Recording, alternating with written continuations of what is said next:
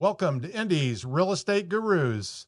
And we're recording today from our Advisors Mortgage Group studio. I'm Rick Ripma, your hardworking mortgage guy. I've been in the business for over 34 years. I've helped over 5,200 folks finance their homes. My team and I believe in custom tailored loans, not the one size fits all approach. We believe there is a right mortgage for you, and we believe we are the team to deliver it. And as we get started today, I want to remind you that for the most up-to-date information on mortgages or the Indies real estate market, go to hardworkingmortgageguys.com. That's hardworkingmortgageguys.com. And I'm really excited today to have Tyler Hankins, and you're realtor with KellerWilliams Realty. Yes, sir. Thanks, Rick. Right? Excited to be here. I appreciate you joining me very much. And,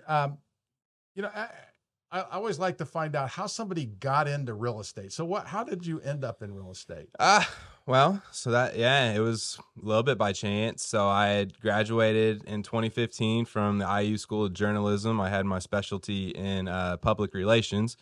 Was working at Lowe's Home Improvement at the time down in Columbus and was kind of just wondering what the next step was, right? And like a lot of people, I was enamored with a lot of the HGTV shows. I had a little bit of a background in design. My dad used to build custom cabinets, things of that nature. So I had it in my head that I would get my real estate license and do investments and things of that nature. That was definitely what kind of drove the desire to get licensed. And then I got licensed. I started working with buyers and sellers, and it took about a year before it was full time. And now I can't imagine doing anything else.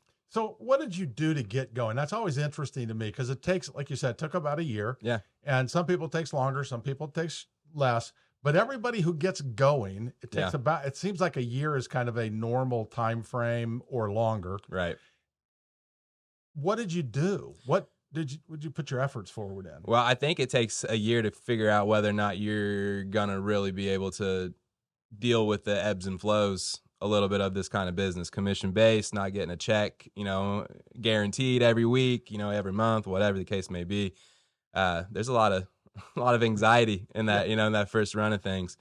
I was, like I said, I was working full time at Lowe's. I was, dipping 30 minutes north to Greenwood from Columbus on my lunch breaks to show houses, so for me, I think everybody, there's a fair amount of luck, in the early stages. I had a couple of friends that just happened to be at that age they were looking to buy their first house. So I got a couple of friend deals right out the gate to kind of get my feet wet. And then, as time went on, it became pretty clear that I had at least a decent skill at reading the market, negotiating, just being able to do the relationship stuff, which is, I'm pretty much exclusively referral and repeat and all that kind of stuff, and really have been for the bulk of my career, which I'm very blessed to be able to say that.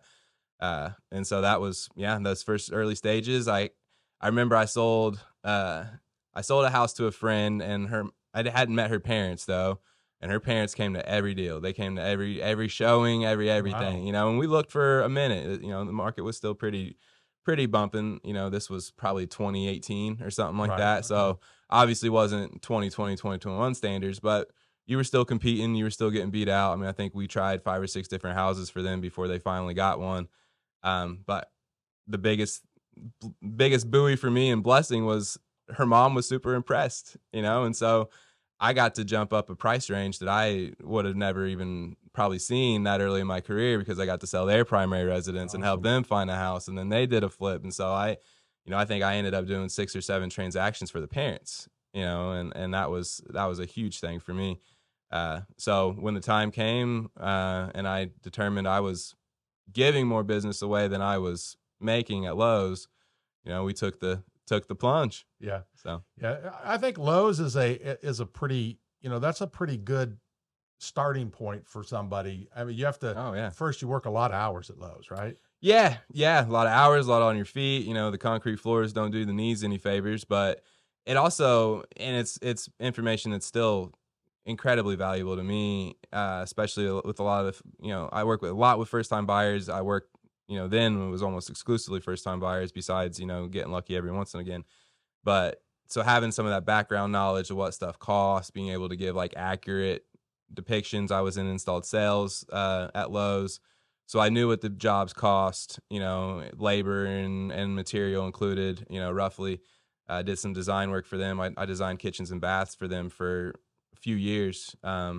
So was able to take that knowledge and it almost directly applied. And it was, a major help. I've never been a company man. It's not really necessarily my thing, but I have been very loyal to Lowe's because I'm very appreciative of what that job ultimately gave me.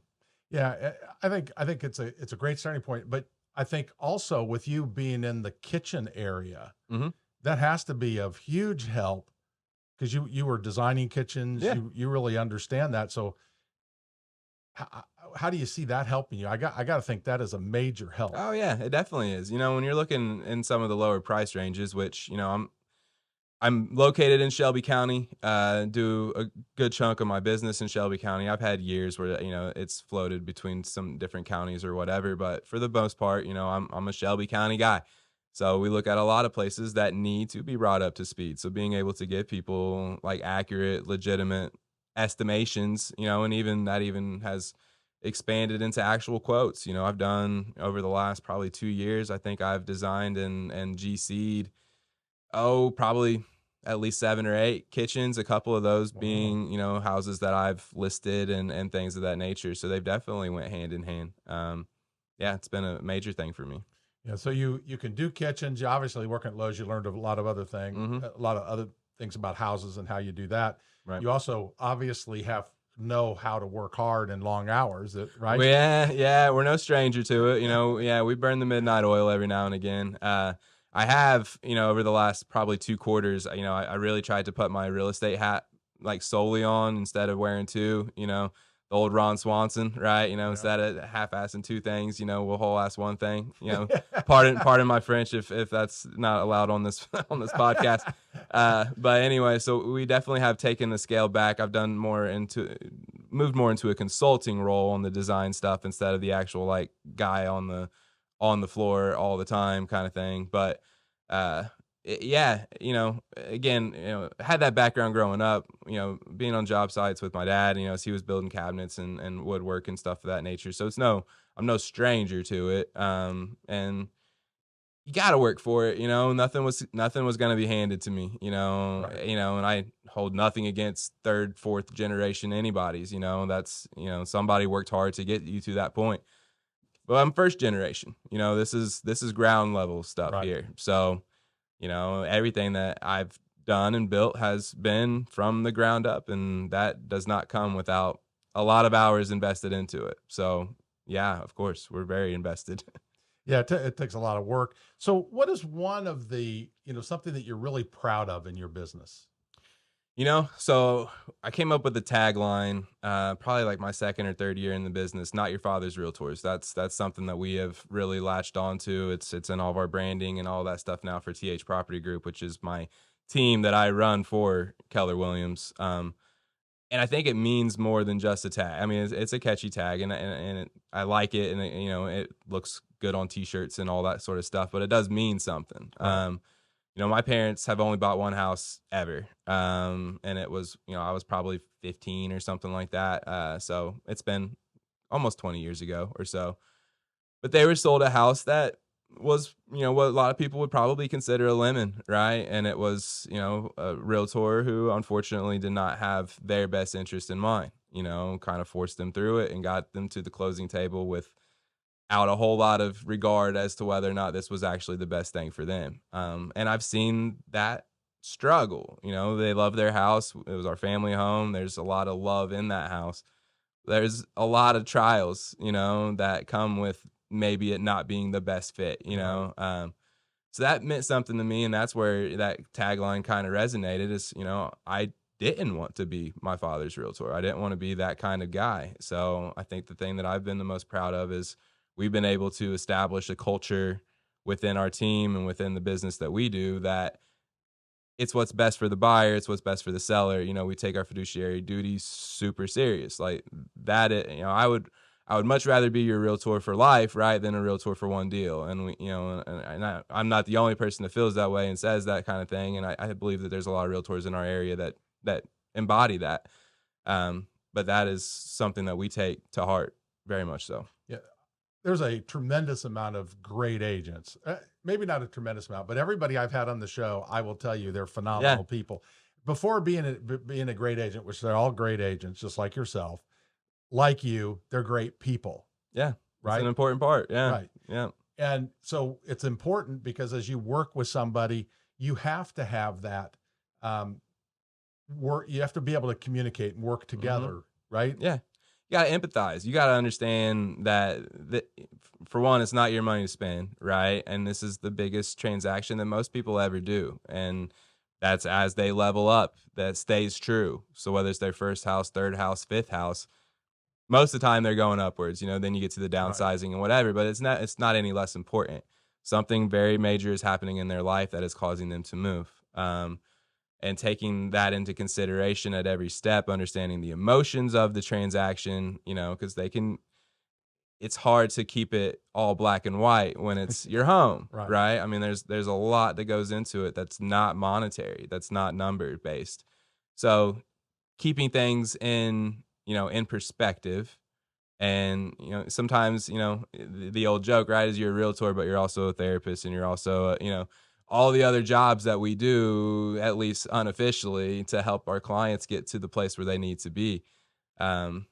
It takes a lot of practice. I mean, it's not something that I think the best ones maybe have at least a little bit of that just natural, like, drive to want to help somebody, right? I mean, I think you got to have at least a little bit of that. If all you're concerned about is the check, you're going to get blinded to everything else that actually matters, right? But yeah, I think it takes a lot of practice. It takes skill, and you got to have your ears on always. You can't only hear every third word. You really need to be able to listen to everything that they're saying. And I think that's something that, as I talk to new agents and start bringing some people on, and I do some teaching and stuff for KW now and stuff like that. That's always like the top of my list when you're talking to new agents.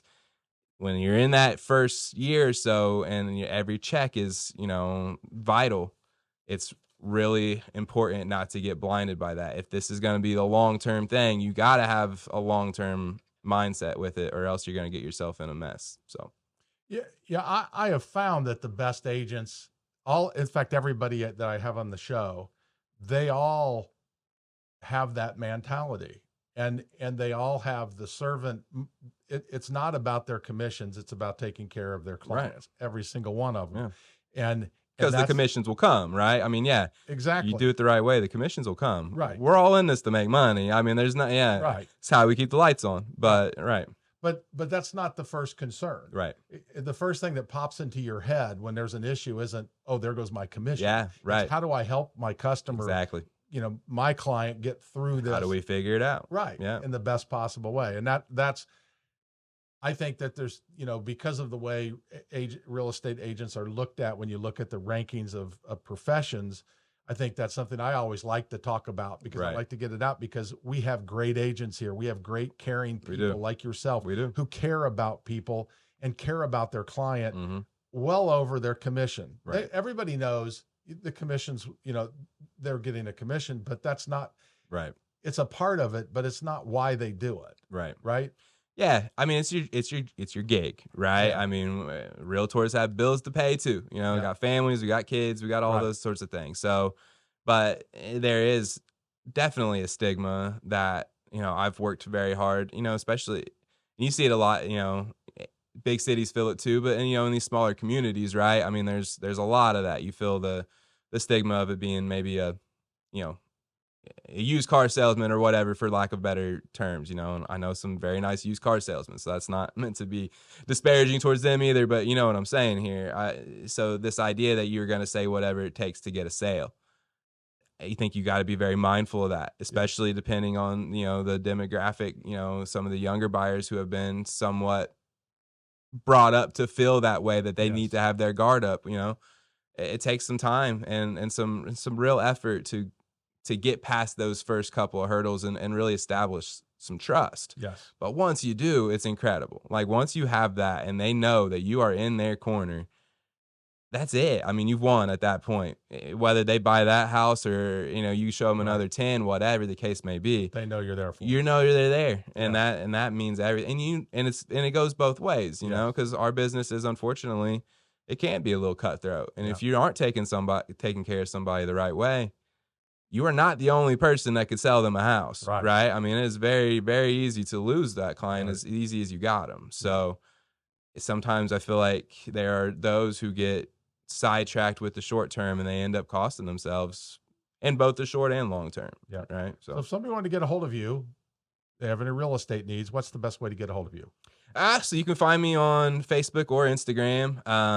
Cell phone. Yeah. Obviously my phone number is plastered all over the place. You can, What is it? you can What's your Google me. cell number? 317-364-8913. You can also find me at thpropertygroup.com. That's our website. I opened up the KW Shelby County office, so it's one of our off branches of KW Indy Metro. So I opened up the KW Shelby County office in 2020 with another KW agent named Mike Hale. We opened that up. I think we signed the lease about a week before the world shut down. So that first year or so in the office was a little quiet. We didn't do a whole lot, but this year we actually just moved. So we're at 10 East Broadway in Shelbyville, just right downtown. We do quarterly events, monthly seminars, a bunch of community involvement stuff. And we're really excited to be a focal point in our community. Shelbyville is a place that I was born and raised there. It means a lot to me. It annoys me a lot of times, but the things you love the most do. So yeah, they do. And thank you so much for joining us. My name is Rick Ripma, the hardworking mortgage guy. And if you need to get a hold of Ian or Ian's off today, go to hardworkingmortgageguys.com. That's hardworkingmortgageguys.com or 317-672-1938. That's 317-672-1938. And thank you for listening to Indy's Real Estate Gurus. The gurus we interview share valuable insights. They reveal their strengths, personalities, and how they'll work for you. While we are hardworking mortgage guys securing you the best mortgage, guru realtors work hard too. They avoid problems amateurs don't see and quickly address surprises. They listen, they find unnoticed opportunity. Whether you're buying or selling a home, a real estate guru is a valuable asset. If you're thinking of buying or selling a home, keep listening and definitely call one of Indy's real estate gurus. And now we are back from break, and we always get started after our break with our question of the week. All right, hit me. And the question of the week is, what was your first car? My first car. Still the longest relationship I've ever had, actually, was that first still car. Have it? I wish I did. If I could find it, man. It was a 1993 teal green Honda Accord. I used to call it the Green Demon. I bought that car when I was 15. I bought it off my cousin, actually. He had driven it for a while before that. I went through everything with that car. I'd hop in it like a race car driver because the driver doors wouldn't open. I never had AC, not a single time, and I drove it for about 10 years. So, I had my head out the window like a dog more often than I'd like to admit, trying to get a little air. Went without heat for a minute too, driving around with blankets. So it was what some people would call a hoopty, but for me, it was a beautiful car. I literally drove it till the wheels fell off. I couldn't even get it out of the parking lot. I had to have somebody come and tow it to its new home. Oh, really? It took me. I drive cars until they don't drive anymore. I'm on my third now, so yeah, I wish. Now I'm in a Ford Escape now. It's nowhere near as cool. Yeah. Well, we have to do what we have to do. We got to get from A to B. Yeah. We got to get from A to B, Rick. But yeah, if anybody know, hey, 1993 Honda Accord, if you see one driving around that has the imprint of a 4-leaf clover on the back, let me know. I'd love to buy it back. That's you, right? That's me. Yeah. How would they get a hold of you if they do see that? 317-364-8913. Yeah, I'd love it. And teal green. Yeah. Oh yeah. Assuming that it's not rusted out by now. Yeah. Yeah. We had my wife and I bought an 85 Honda Accord, and they'll drive forever. They went for a long, man, I can't even remember how many miles was on that thing when I ended up getting rid of it, but it was astronomical. It was to the moon and back. Yep. Yeah. Well, I love cars, if you can't tell. So I'm Right. always into talking about cars. So what is what is or are your superpowers? Oh, well, I'm pretty unflappable. I don't get riled up about much. Caffeine, I actually think, has no effect on me. I don't have, yeah, I got one speed usually, right? And so, in a lot of regards, I think that helps in this business to not get too sped up. We take everything one thing at a time. We do one thing, we do it right, and then we move on to the next step. Problem solving is a strength. When we get problems, inspection responses, appraisals coming short, whatever. There's a million things that can go awry between pending and close, right? But we don't look at it and say immediately, oh, wow, we're done, or oh, we need to push back closing, or oh, we don't jump to the worst conclusions right out the gate. It's take a look at the problem, analyze it. We've been able to build an incredible team around us of other vendors and contractors, and just really understanding that if you want it bad enough, there usually is a solution, right? Nothing is unsolvable. So as far as a superpower goes, I would say, not very fast. So I wouldn't say super speed, but I think that kind of plays in my favor here. It's funny because I think I might have bought the domain name that you need. It's called I bought self-caffeinated. Figured someday Yeah, that might be worth something. maybe, man. Yeah, I think sometimes I'll make a joke about being bouncing off the walls, and my wife says I would love to see that because she's the other way, So we balance each other out. She's go go go, and I'm it's slow slow slow. So Yeah, but I think that is one of the most valuable things somebody can have for a real estate agent is somebody who is that very even keel, because it's a very emotional oh yeah, process, and it's just really helps to have that you got person, that personality. Yeah, emotions are high everywhere else. So if your representatives aren't able to kind of somebody's got to keep the boat steady, right? Because Right. otherwise it's going to tip over every time. So that's where, I've been, very, very lucky to have so many great agents on the other side of the table that have helped in that regard, where we're able to kind of be, that thing that rights the ship. Like, okay, let's take a step back here and let's figure it out, right? You get a big inspection response, and all you look at are the number of items, but you don't know anything about the price attached to them. So, like, let's actually look at them. Let's dissect that a little bit. Things of that nature has saved more deals for me than I can count.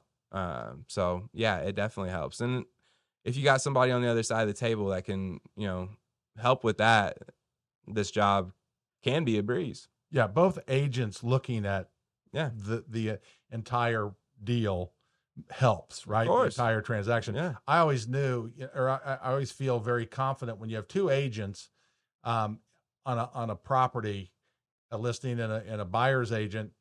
I always feel like the appraisal 90% of the time or more is going to come out okay, because right. you have that catch-all, right? You have the listing agent trying to sell it for as much as possible. You have the buyer's agent Right. trying to buy it for as little as possible, and everybody agrees to a price. Figure it out, right? Most of the time, that's really good. So most of the time, if that happens and the appraisal comes in lower than that, then it's as they're hard to argue, but it's Yeah. one of those things where you at least have a chance because there's two agents, right? Right. But it's and it's important that the agents, I guess that was really my point, stay calm and work with you. Right. Because the reality is we're all in this together. Yeah. Right. The Yeah. lender's in it, the buyer's agent, the seller's Right. agents, the buyers, the sellers, the title company. Everybody's in this together. We're Well, trying and to those make it are work. those are the most complicated transactions, right? When you have somebody that feels like that is how they serve their client best, by being unruly, by being aggressive, by being,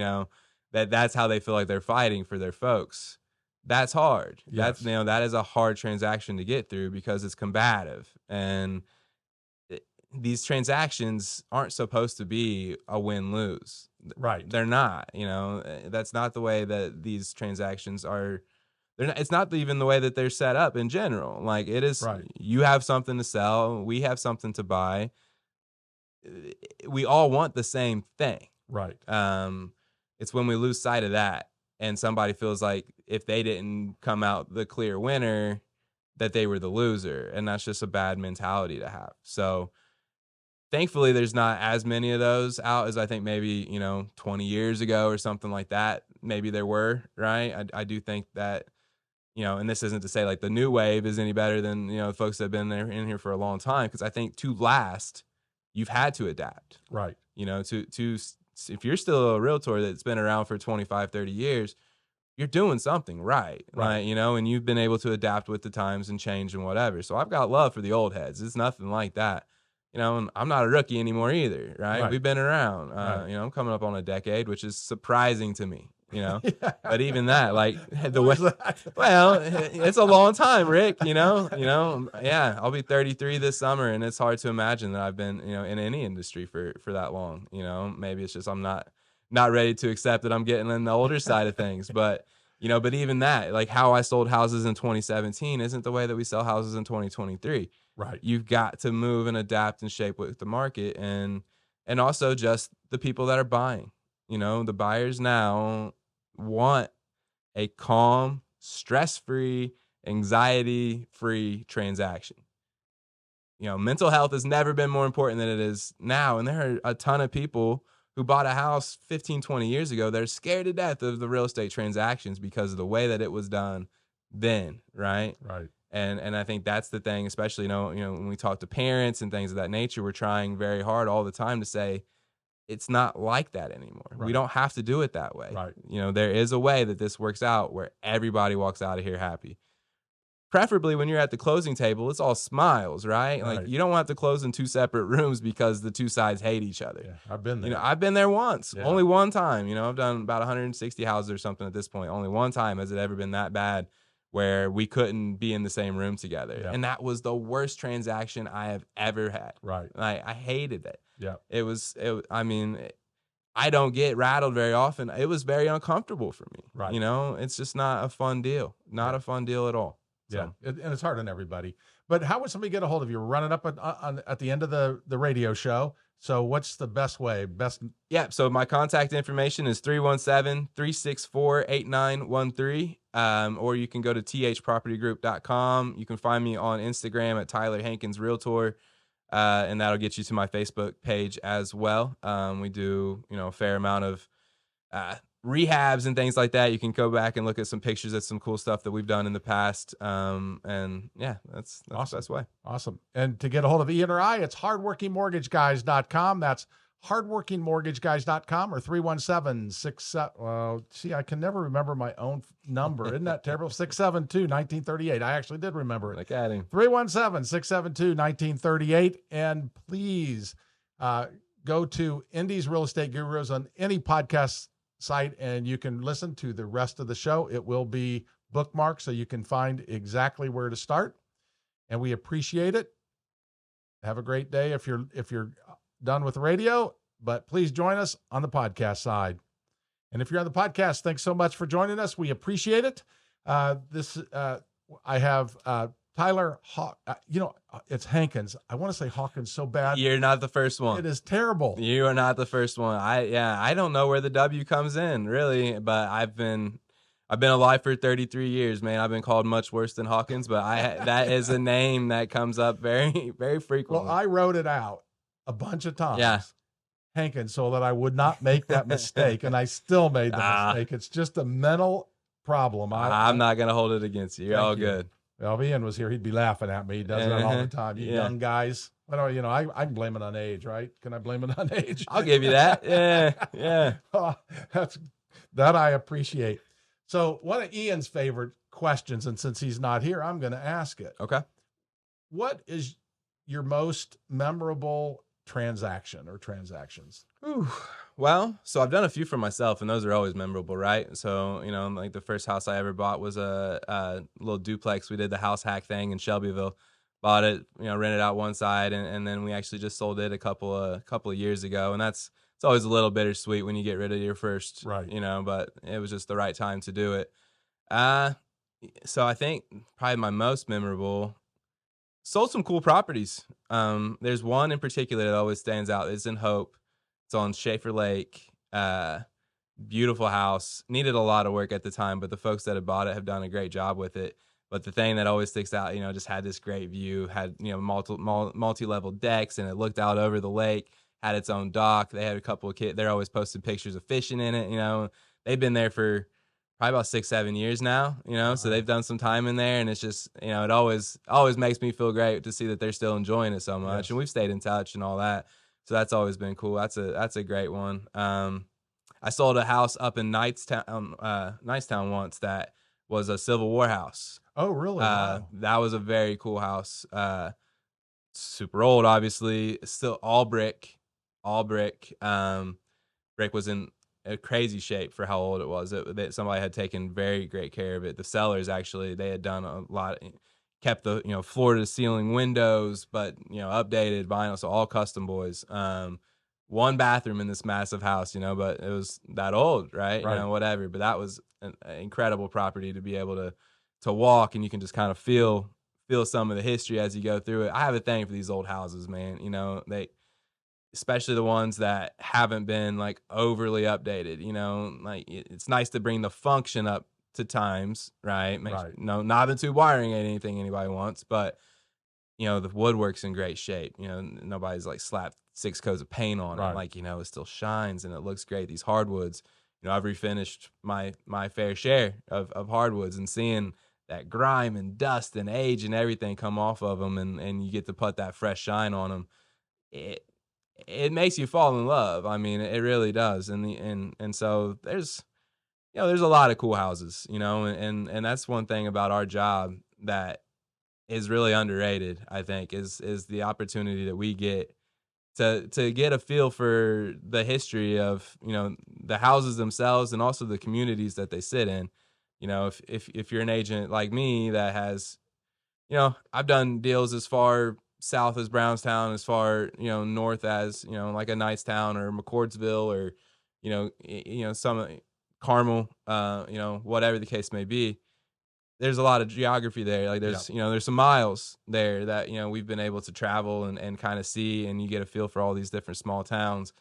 And these houses are really important to them, and when you sell one that maybe hasn't been taken care of as well as it could have been, and then the neighborhood like rallies behind the new owners, and I've been that new owner a couple of times where neighbors walk by and want to say, thank you so much for bringing this back, and whatever. And that's rewarding within itself. Yep. It really is. These houses deserve love, and that's new construction's great. We need it, and there's a lot of great things about a brand new house. But so when you can bring one of these old boys back to life, that's rewarding. Like there's a lot of cool things about that. Yeah. We my wife and I have it was a house that actually was moved to the location. Okay. And as I understand it, we don't really know how old it is, but everybody who works on it tells us it's really old. Yeah. You can usually tell by that. Yeah. Like 100 years old. Right. And it's amazing to me, first, how great a shape it's still in. Right. And then number 2, how much stuff has to be done on an old house. Yeah, it never stops. It never stops. Yeah, that is because you can, the house I'm in now, actually, I bought it at the beginning of last year. It was, downtown Shelbyville. It was built in 1910, I believe. And, when you walked into it, because on the outside, had some curb appeal. Like, it was one of those things where it's like, this isn't a bad looking house. It could, but then you dig into it, right? And you start knocking some stuff out, and then you see what's behind walls. And, when I the first time I walked into it, I had a hump in the middle of the floor that was about probably 4 or 5 inches taller than the rest of rest of the floor, so it's literally a hill in the middle of the room. And you're wondering at that point, without getting underneath, it's like, okay, is the problem here, or is it everywhere else? Right. And it was everywhere else, so that one was right. So that one was everywhere else. So we get underneath and we bring everything back up, and all that. And it's just some of this stuff. You never know what to expect with an old house. Right. You can do all the inspections in the world, but you can't see behind that plaster, and they have secrets. They all do. And sometimes they're nice and other times they're not, but you roll with it and you love it all the same. But, we've been done with it now I say done, right? You're never done, but we've been in there, we've been living there for 6 months now, something like that, and we're still finding new Awesome. stuff every day that we either like or don't like, right? But regardless, we've the neighborhood has given us a lot of love for bringing it back up to Yeah, speed, and that has meant a lot to us. that's awesome. It amazes me too how many houses, and it must be the way society changes and how they view it. But hardwoods are phenomenal. Hardwoods are covered with carpet. Hardwoods are phenomenal. Right. Hardwoods, it's like Yeah. over and over again. I love finding them under carpet. That usually means that hopefully they've been, pretty well reserved. Yeah. It's the ones that are left out to the elements that can sometimes be a little Right. hard to bring back up to speed. They've got stains and things like that sometimes just never come out of it. But you can hit it with that drum sander as much as you want. Sometimes it's Right. just in there, Yeah. and there's nothing you can do about it. But it's also part of the story. Yeah. Yeah, it is. And it's part of the story. Something might have been a dog that nobody should have had in there, and you don't want that stain, but Right. it still tells the story, Yeah. of a misbehaving dog. Yeah. Yeah.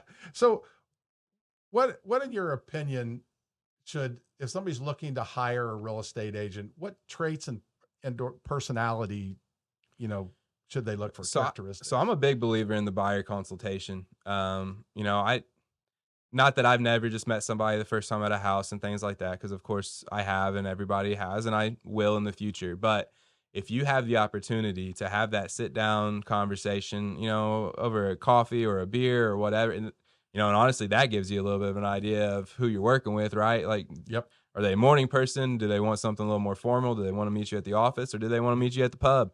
You seem like Whatever. a formal guy. Yeah, I usually am. That's my MO. Yeah. No, yeah. I'll meet you at our local watering hole any day, right? I mean, that's just how that works for me. But either way, I'm a little bit of a chameleon. I can do whatever you need. But I think in that first initial meeting, it gives you a lot of insight into what's important for that person. What are they actually looking for, not only in the house, but in a representative? Like, what kind of person what kind of realtor do they need you to be? Right. Because everybody needs something different. And if you don't take the time to have that conversation up front, nobody has a chance to set their expectations, Right. and we both should have them. And I think that's another thing that sometimes, especially for newer agents, you have a hard time setting the expectations for yourself, setting the boundaries for yourself. You feel like you need to do whatever it takes to get that sale because you're trying to break into this business. Now, do you get some leeway as time goes by to obviously build that boundary a little? Of course you do. You can't come in acting like you've been doing it for 20 years. Right. You can't be a Monday through Friday, call me 9 to 6 guy, generally speaking. But you can still let somebody know, like, look, you're not going to call me at 10 o'clock at night. I'm asleep. I got family too. There are some realistic things that you need to set, and that first initial meeting gives you the opportunity to do that.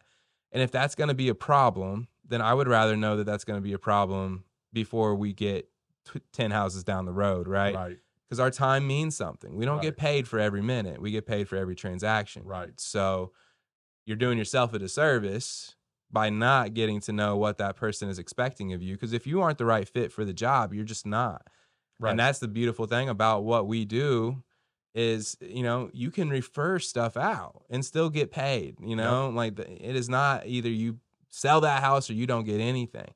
If you do this right and, somebody wants to buy something in an area that's way out of your wheelhouse, or they want to buy something that you've never done before, hopefully you're in an office that can support you in those endeavors, give you the training that you want, or has somebody in your office that is capable of doing that and will hopefully repay that favor, right? You kind of create that two-way street where, it goes both ways. They're doing something that maybe you do that, that they don't. So I think and it goes, I mean, sellers, obviously, you always do that. You always meet them at the house. Usually you meet them at their house and you talk, So the listing side, that's kind of baked in. But I think when you skip it for the buyers is when you can kind of get yourselves in a situation where you learn 2-3 months down the road that maybe neither one of you was a good fit. Right.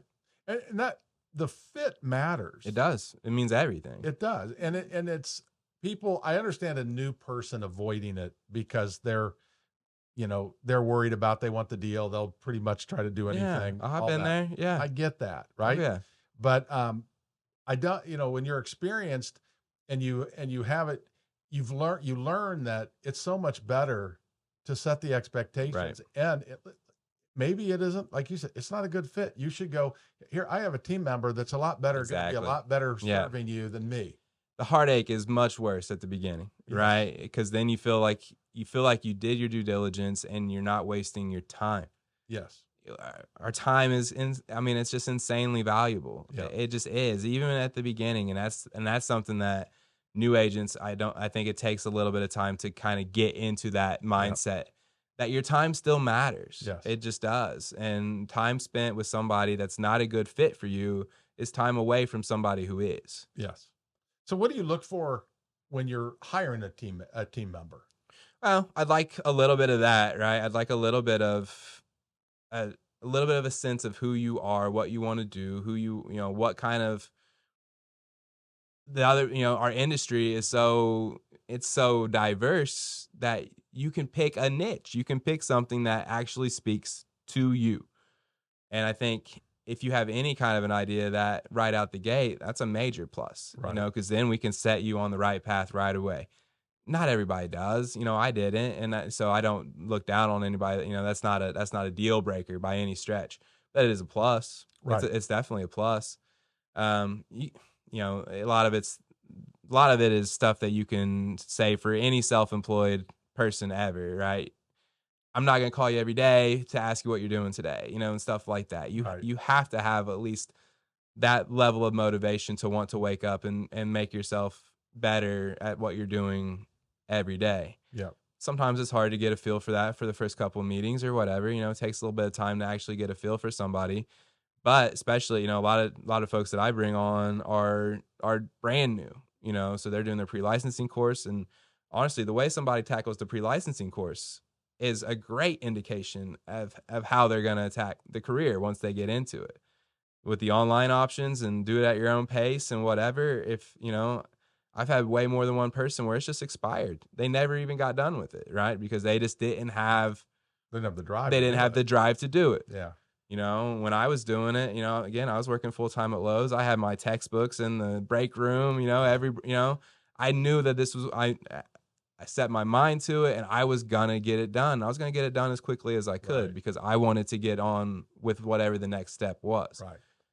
So I think a little bit of that kind of laissez-faire, demeanor towards even just that first step is really most of the time all the indication that you need, and we try not to shove everybody in a box. And there's obviously circumstances that come up that drive it out of your brain. There is some of that.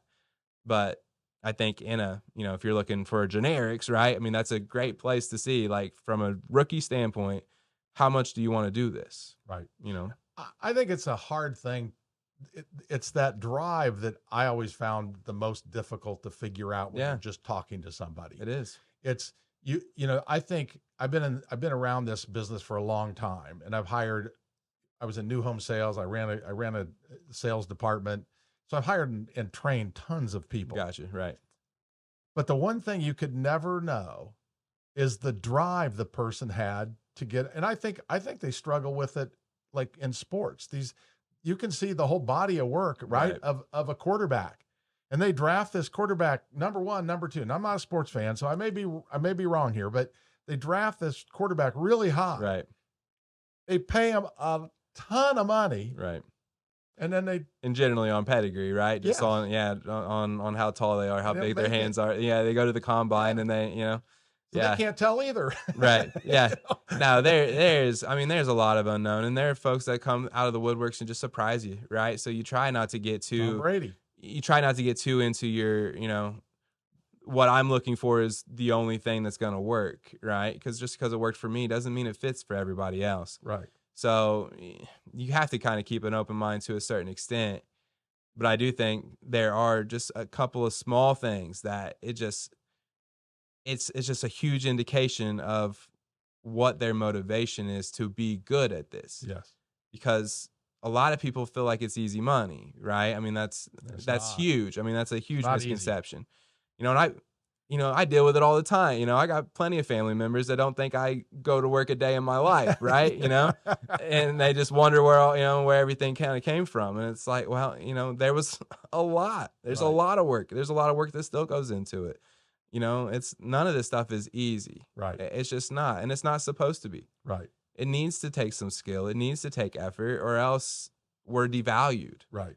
Yeah. We demand the pay that we demand because not everybody can do it. Right. Because you're skilled at it. It has to good be. at it, and you make a difference. Exactly. Your Exactly. skills make a difference.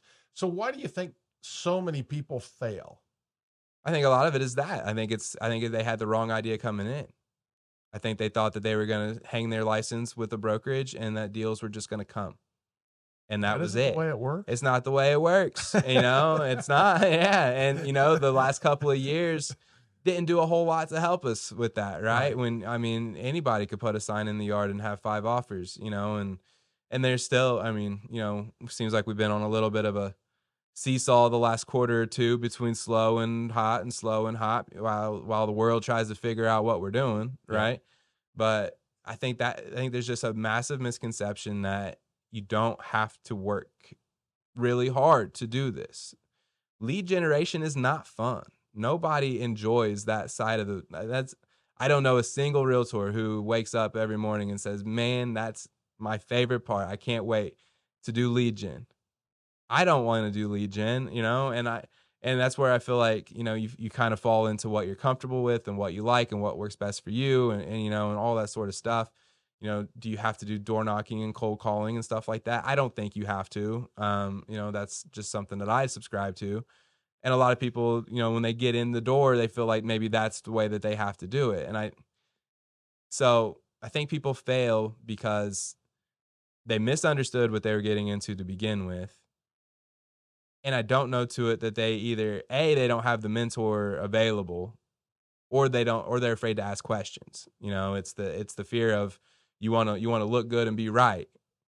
Nobody looks good at the beginning. Right. You shouldn't, because you've never done this before. Right. You've done a pre-licensing course and you've taken a state exam that says that the bare minimum amount of knowledge to do this job. Like, the terminology, what you're allowed to do, what you're not allowed to do to a certain extent, right? You've got at least a base knowledge of the code of ethics and things of that nature. But lead gen. You haven't done it, right? You haven't done it. You don't know what this actually takes. And you haven't felt the pang of a friend that you've known for 20 years posting on Facebook that they just closed with somebody else because they didn't know you were a realtor. Right. It's that like constant staying in front of everybody all the time, whether or not you're trying to work with strangers or friends or whatever. You still have, the lead gen doesn't change. Right. You still have to stay in contact constantly. Yep. And that is work. Yep. It's work. I find that's for I was in car sales when I first, got going in sales, and they brought the deals to you. So lead gen wasn't really a part of it. But as soon as, and new home sales was the same way. They brought the deals to you. The biggest reason I see people fail in mortgages, and it sounds like you're saying the same thing for real estate, is it's the lead gen and they don't know how to do it. They don't know what to do, or they won't do it. Right. Right. Because you make calls. I make calls. We spend a lot of time doing things that we don't necessarily want to do, but we do it because we know you have to do it. Right. Exactly. And that you're going to help those people, and it's important, and you want to be the one who helps them. Exactly. Right. So we do that. So I agree with you 100%. You just got to find the thing that, so this is how I've generally tried to do it. And I found it's worked for me. And so, obviously I just keep going because, if it works for you, but finding the value piece, right? It's staying away from the, hey, do you know anybody looking to buy or sell? Just that, that care call that doesn't really feel like a care call, right? Or, things of that nature. I try to stay away from stuff like that because it makes me uncomfortable. I don't like to do it. So that's why I do client appreciation events all the time. I do, birthday cards and Christmas, all the like organic stuff that you would normally do to somebody that you care about. Right. And that's why it comes from a real place, because I do care about the people that we do. So, and I think that for for a young agent or even just a new agent, it's finding that comfort. because I subscribe to a lot of things, but I'm not always a big fan of the getting out of your comfort zone. I feel like that's a little played out, and it's a little bit like almost a little bit of a cop out, right? For just like finding what fits you. There are so many ways to do lead gen. It's a wide spectrum. Right. It's massive. Right. There is something that you can do that you would like to do that isn't going to make you feel like you're pestering the people that you love. Find that. Yeah. It takes some thought. It takes some trial and error. Not everything is going to work. Right. And that's the other part, right? You can't get down on yourself if the 2 or 3 things don't go the right way. Right. Because it's always okay, well, let's try this. Keep track. Yeah. You have to keep track of what's working. So you have your lead gen, then you do your conversion, and then you look and see, okay, this one came through, this one came through, this one came through. What did I do for each of those? Was it all the same thing? Because obviously that works. Or was it a mixture of things? Whatever the case may be, we have to be organized. Right. We can't just do things to do them. Right. There's not enough time in the day for that. Yeah. You have to be committed. It has to be purposeful. And that is another thing that, when you're first getting started, you just don't know. Right. And if you don't have the team behind you, somebody to kind of help you with that, it can be a very lonely profession. You can feel out of place super, super quick. Yeah. And you just have to keep doing it. Knowing you're doing the right things, you just keep doing it. You do it over and over and over again, the right things, and it'll all come. Consistency is everything. If you want to do videos, then you have to do videos. Right. You might get 2 likes on the first one. You might get 0 likes on the second one. You might, not everything's going viral. Right. Right. So you just keep doing it. You just keep doing it. If that's what you want to do, if that's the way that you feel like you want to take it, then you have to do it, and you have to give it an honest chance. Nothing works on the first try. Very rarely. It takes time to build it, and then people come to expect it, and then it becomes a thing. Right. Right? I mean, a podcast is no different than that. Right. You do your first one, you might have 5 listeners. Right. The idea is you do it for a year or 2, that listenership continues to grow. You keep doing it, and you're building it the right way. You're doing it organically. You're not just expecting success overnight. Right. It's hard. We're instant gratification. I'm no different. I want everything to come the moment I think of it. Exactly. I am not different than that. I get disappointed all the time. Yeah. We but all do. Here I am, right? Right. We just keep chugging. And you're doing great. And if somebody has any real estate questions, but also it sounds like if anybody's looking to be on a team, they want a good mentor for their real estate, what's the best way to get a hold of you? So you can get a hold of me at 317-364-8913. You can find my website, thpropertygroup.com, or you can follow me on Instagram and Facebook at Tyler Hankins Realtor. And if you would like to get a hold of Ian or I, it is hardworkingmortgageguys.com. That's hardworkingmortgageguys.com, 317-672-1938. It's 317-672-1938. And follow us so you don't miss a show. And if you have any friends, family, or coworkers looking to buy, sell, or refinance, please let us know. We'd love to help them out. Thanks so much. Have a great day. Branch NMLS number 33041. Rick Ripma's NMLS number 664589. Ian Arnold's NMLS number is 1995469. Equal housing opportunity. Some restrictions apply.